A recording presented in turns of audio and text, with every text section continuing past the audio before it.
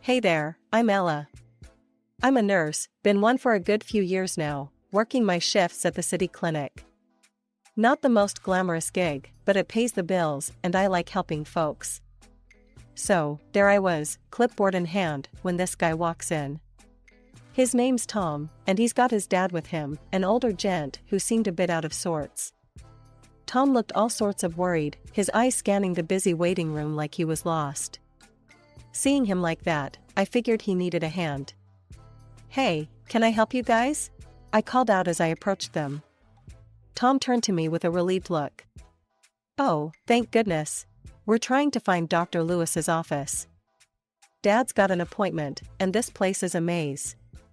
I smiled, gesturing for them to follow. "You're not wrong there. Come on, I'll take you there." As we walked, his dad, who introduced himself as George, kept quiet, just shuffling along with us.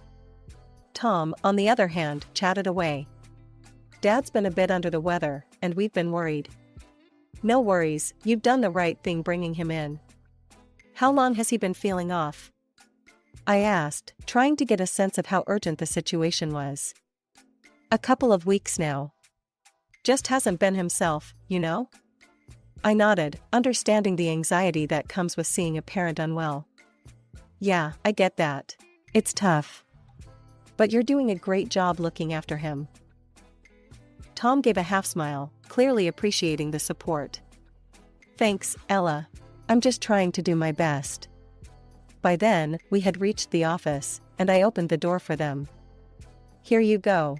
Dr. Lewis will take good care of your dad." I waved goodbye and headed back to my station, feeling good about helping them out. Little did I know, that brief encounter would be just the beginning of something new for me. Tom's kind face and genuine concern for his dad stuck with me. It's not every day you meet someone who genuinely radiates kindness. Back at the nurse's station, my colleague Jess nudged me. "Looked like you just made a new friend." "Focus on your work, Jess," I teased, but I couldn't help the smile that lingered on my face as I thought about Tom's kind eyes and easy smile.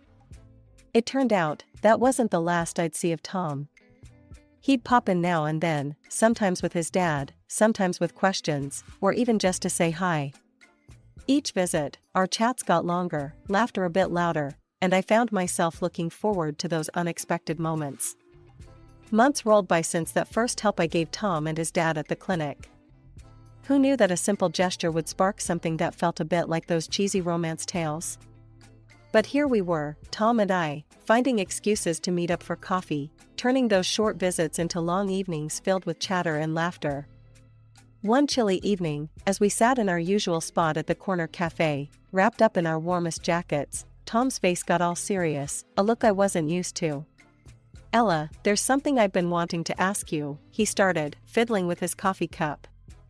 I raised an eyebrow, curious and a bit anxious. "I was wondering, what do you think about us, making this official? Like, actually dating?" I couldn't help but laugh, not at him, but at the sheer relief washing over me. "Tom, I thought you'd never ask. I'd like that, a lot." Tom's folks owned a small laundry business, something they were mighty proud of. It was their life's work, right next to their home. One Sunday, Tom invited me over for dinner to meet his parents, Nancy and George. The nerves hit me like a truck. Meeting the parents was a big deal, especially when your boyfriend had described his mom as particular and his dad as old school. The house was cozy, filled with the warm, soapy scent of freshly laundered clothes. Nancy was in the kitchen, bustling around with pots and pans, while George sat in the living room, newspaper in hand. "Mom, this is Ella," Tom introduced me as we stepped into the kitchen. Nancy eyed me up and down, a hard-to-read expression on her face. "Nice to meet you, Ella. Tom tells us you're a nurse?" "That's right, Mrs. Johnson. At the city clinic," I replied, offering a smile, hoping to break through her stern exterior. A nurse, eh? Must be tough, what with all the hours. Ever think about a more stable job?" Her tone wasn't exactly welcoming, more like she was sizing me up for something. I felt a sting at her words, but kept my cool. "I love what I do, Mrs. Johnson." It's rewarding, and I manage the hours just fine. Dinner was a mix of awkward silences and tough questions from Nancy.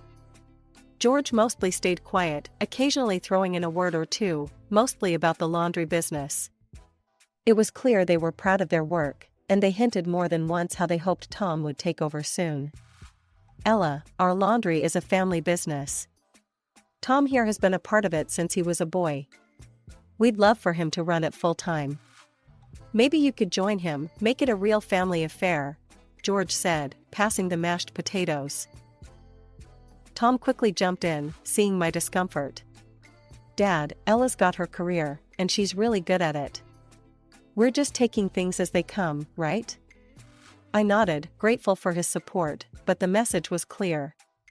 They wanted their son tied to home, and maybe they expected the same from me. As we left that night, Tom apologized for his mom's hard edge. She's protective, you know? But she'll come around, I hope. I squeezed his hand, unsure of what the future held but certain about one thing. I wasn't ready to give up my scrubs for a laundry apron, not for anyone. We decided on a small wedding, nothing fancy, just close friends and family. One crisp Saturday morning, as we planned our modest reception, Tom's phone rang. He looked at it, frowned, and stepped out to take the call. When he came back, his face was ashen. My dad, he's had a stroke. We need to go, now. The wedding plans got shoved to the back burner as we rushed to the hospital. The next few days were a blur of doctors, waiting rooms, and coffee that tasted like burnt tar. Tom was a wreck, and I did my best to support him, putting on a brave face while my heart ached for him. George didn't make it. The funeral was a week later, a somber affair with too many people saying how he was in a better place. I stood by Tom, holding his hand, feeling the weight of his grief. After the funeral, Nancy was a shadow of herself, quieter and more withdrawn. That's when Tom dropped the bombshell. Ella, I need to be there for my mom. She shouldn't be alone right now. I was thinking, maybe we should move in with her, just for a while, until she gets back on her feet. The idea of living with Nancy, in that house that felt more like a business than a home, made my stomach turn. But I saw the desperation in Tom's eyes, and I loved him, so I agreed.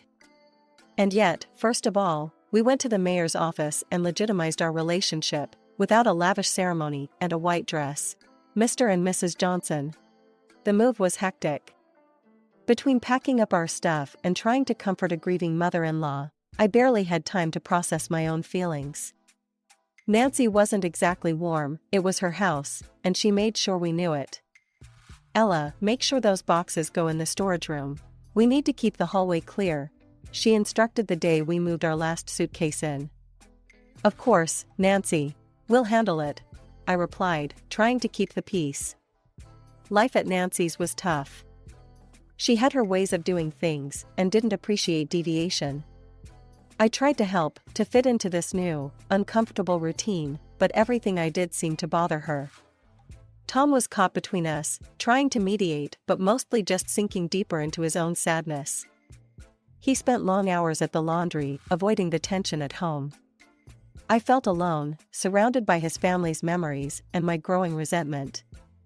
Ella, why are you still working at that clinic? You should focus on helping here, with the family business, Nancy said one night as we cleared the dinner table.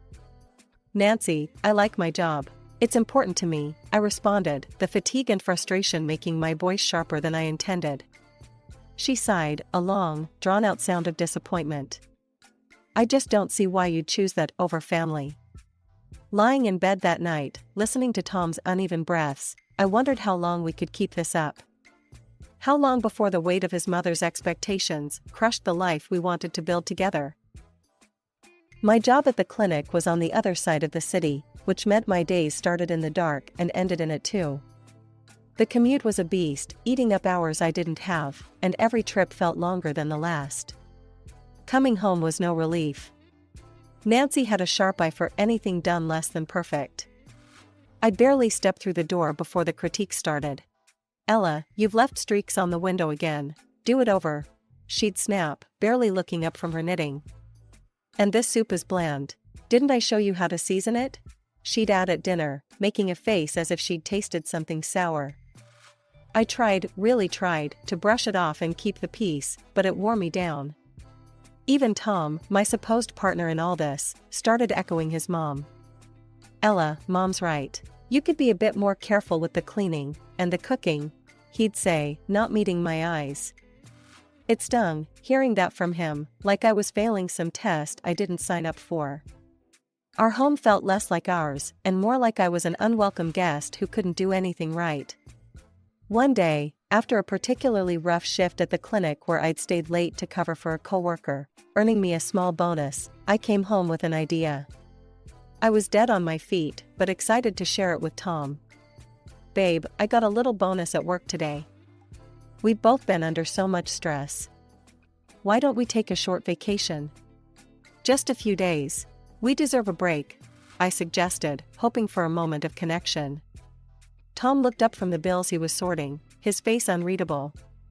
"That sounds great, babe, but I can't just leave the laundry. Mom can't handle it alone." "It's just a few days, Tom. She can manage, or we could call in some temporary help," I pushed back, needing something to feel normal again. Before Tom could reply, Nancy walked into the room, having caught the tail end of our conversation. Her face was set in a hard line. "A vacation? And leave me to deal with everything here? You think I'm just your backup plan, Ella? That's heartless, even cruel," Nancy snapped, her voice cold. "I'm not your servant, ready to pick up slack so you can frolic on the beach.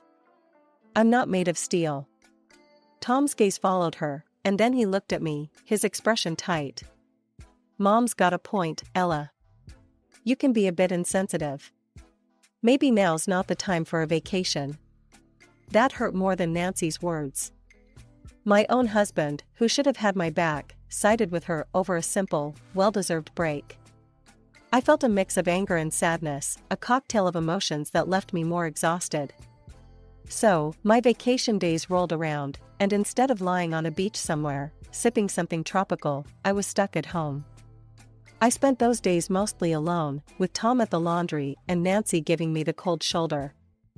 I'd escape to the city beach when I could, soaking up some sun and pretending things were different. Splitting my time between the clinic and the laundry wasn't my dream scenario, but after months of non-stop nagging from Nancy and Tom about not pitching in, I caved. "Fine, I'll help out at the laundry, but only part-time. I'm not giving up my job at the clinic," I told Tom, setting my terms. He seemed relieved, almost happy, but then he dropped another bomb. "That's great, babe, but I won't be able to pay you a salary. We'll just give you access to the family account, keep things simple and tax-free." I was too tired to argue. "Sure, whatever works," I muttered, not fully processing yet another sign that I was sinking deeper into their world, my own desires drifting away. The transition was rough. Mornings at the clinic were hectic, and afternoons at the laundry were a crash course in a business I had zero interest in. Still, I learned the ropes, got to know the regular customers, and even started seeing ways we could do things better. A few months in, I gathered enough courage to bring up my ideas at dinner. "Tom, Nancy, I've been thinking about how we could bring in more customers. Maybe we could offer loyalty discounts, or even host a weekly express service day?" Tom barely looked up from his plate. "Ella, I appreciate you trying to help, but I've been in this business since I was a kid. I know what works." I bit my lip, frustration bubbling. "It's just an idea. And there's also a room next door that just freed up. We could expand, offer more services." Nancy laughed, a harsh sound that made me flinch. "Trying to take over now? Think you can run things better than us? Don't make me laugh." I retreated, feeling smaller with each word. It was clear they didn't value my input, only my compliance. But I couldn't let it go. The laundry was struggling, and it pained me to watch something tied so closely to Tom fail because of stubbornness. One afternoon, as I folded clothes in the back, I overheard Tom arguing with a supplier on the phone. "No, I can't meet that order. We're not pulling enough profit this quarter," he said, frustration evident in his tone. I waited for him to hang up, then approached cautiously. Tom, if we're struggling with profits, why not reconsider some of my suggestions? They could really help. He sighed, rubbing his forehead. Ella, I said no. This is how we've always done it. It's not about new ideas, it's about tradition, about keeping things the way my dad ran them. I stepped back, realizing this battle was lost before it even began. Day by day, I watched the laundry's profits dip, our arguments become more frequent, and the distance between us grow. It was my birthday, a day I hoped would be a small bright spot in the dreary grind of the past months. I left a note for Tom on the kitchen table early in the morning, telling him I'd be out until noon. I wanted some time for myself, to just breathe and maybe feel a bit special. I spent the morning downtown, picking out a beautiful new dress and then treating myself to a full makeover at the beauty salon, hair, nails, the works. It felt indulgent, spending money and time on myself like that, but it was my day, and I was determined to enjoy it. However, the moment I stepped back into the house, bags in hand and feeling lighter than I had in weeks, the atmosphere shifted. I was met with a storm. Where the hell have you been? Tom barked the second I closed the door.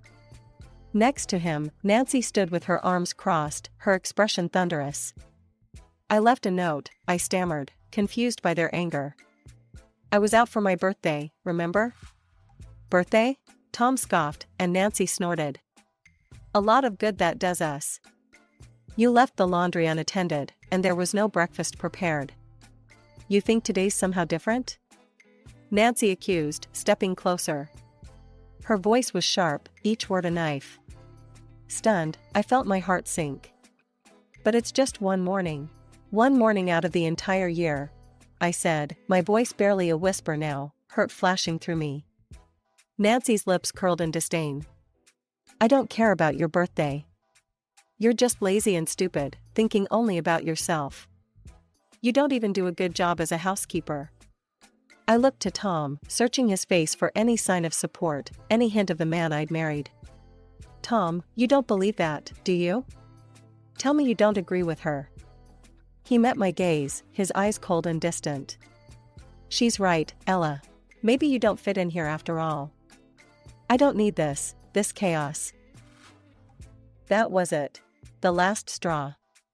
My whole body trembled with the force of my decision. I want a divorce, Tom.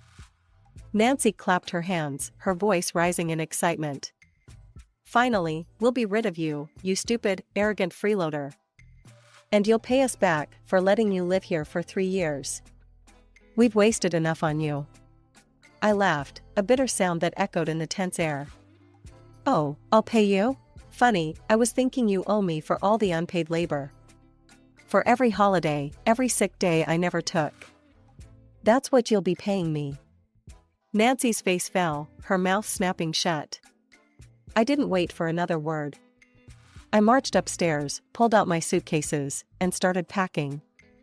Clothes, a few personal items, anything I could call mine. Within an hour, I was ready. Suitcase in hand, I walked out of that house. I didn't look back, not at the home I had tried to make mine, not at the life I thought I wanted. I moved into a small rented apartment, a place that was mine alone, no judgments, no snide remarks, just quiet and peace. For the first couple of days, I wallowed in my grief. But as I sat there in the silence of my new space, something shifted inside me. I was done crying. It was time to show them they were wrong, to prove that I could stand on my own. Fired up, I filed for divorce, laying out my case for the unpaid labor and the emotional turmoil they'd put me through. I also took a 3-month unpaid leave from the clinic. I needed this time, not just to heal but to set up my own venture, something that would hit Tom and Nancy where it hurt, their business. I remembered the vacant room next to their laundry, the same one I had suggested they expand into. It was a stroke of irony, or maybe fate, that it was still empty. With my savings, I signed the lease. The place was a mess, but I saw its potential. The renovations were tough, and every decision from paint colors to plumbing fixtures felt monumental. But I poured my heart into every detail. This has to be perfect, I told the contractor, pointing out exactly where I wanted the new washers and dryers. Top of the line, everything. Once the place was shaped up, I moved on to the supplies and equipment, choosing only the best. Safety and quality were my top priorities. I installed video surveillance and high-security locks, ensuring that my customers would never have to worry about their belongings. With the logistics in place, I focused on the customer experience. I set up a small coffee machine offering free coffee, created a cozy corner for kids, and even installed a couple of slot machines to keep clients entertained while they waited. Every detail was designed to make my laundry not just a necessity, but a pleasant part of my customers' day. Opening day was a mix of nerves and excitement. People were curious, of course. Some came in just to see the new place, others out of loyalty to Tom and Nancy. But once they experienced the difference, word started to spread. I made it a point to meet every client, to ask about their day, to ensure they were satisfied with our service. "Thanks for choosing us," I'd say with a smile. "Let us know if there's anything else we can do for you." Slowly, word started spreading. Positive reviews popped up online, praising the clean facilities, friendly service, and innovative touches. More and more people began choosing my laundry over Tom's. One busy afternoon, as I refilled the coffee machine, a regular customer, Mrs. Henderson, approached me. "Ella, dear, I must say, your place is a breath of fresh air. I told all my friends about it." I smiled, handing her a cup. "Thank you, Mrs. Henderson. That means a lot to me. I'm glad you enjoy coming here." The popularity of my laundry grew, and with it, so did my confidence. I had created something out of nothing, turned pain into success. The satisfaction wasn't just in the profits or the praise, it was in proving that I could thrive, that I could make something better, all on my own. It was a busy Tuesday afternoon when they walked in, Nancy and Tom, looking like a storm brewing on the horizon. I was behind the counter, sorting through orders, but I straightened up the moment I saw them. My heart skipped, not out of fear, but readiness. I had prepared for this moment, although I hoped it would never come. Nancy wasted no time, her voice loud enough to turn heads. "You've ruined us, Ella. Stolen our customers with your underhanded tactics." Tom stood behind her, his expression hard to read. He looked tired, older than I remembered. "I haven't stolen anything. People choose where they want to go. I just provided a better option," I responded, my hand subtly pressing the button under the counter that alerted my security team. "This is all low, even for you," Nancy continued, her finger jabbing in the air towards me. "Making us bankrupt, you think you're clever?" I sighed, shaking my head. "I think I'm fair. I offered ideas, remember? You both pushed me out, laughed at my suggestions. I built this from scratch, honestly, and with hard work." Tom finally spoke, his voice quiet. "Ella, this isn't what we..." "Tom, look around you. I've made this place what it is, because I listened, I adapted, and I cared. Not only about profits, but about people." Nancy's face was red, her anger palpable. "You think you're better than us, that you can just replace us?" "No, Nancy. I just chose not to settle for mediocrity," I replied, pulling up reviews on my phone and pushing it across the counter towards them. "Read these. Customers didn't leave because of me. They left because of dirty rooms, rude service, and poor quality. They left because you refused to change." She glanced at the screen, then looked away, her mouth tightening. "And now," she hissed, turning her wrath back to Tom, "you've let her destroy everything your father built." Tom's face crumpled, and for a moment, I felt a pang of old affection, quickly smothered by years of strain. Nancy turned back to me, desperation in her voice. "Give him a job, then. Take him on here. We're drowning in debt. We're going to close down." I looked at Tom, seeing the man I once loved, the man who sided with his mother against me when I needed him most. "I'm sorry, Tom. I'm running a business, not a charity. Please leave my property, or I will have to call the police." They left, Nancy muttering under her breath, Tom silent. Watching them go, I felt a chapter close, one filled with hard lessons and tougher resolutions.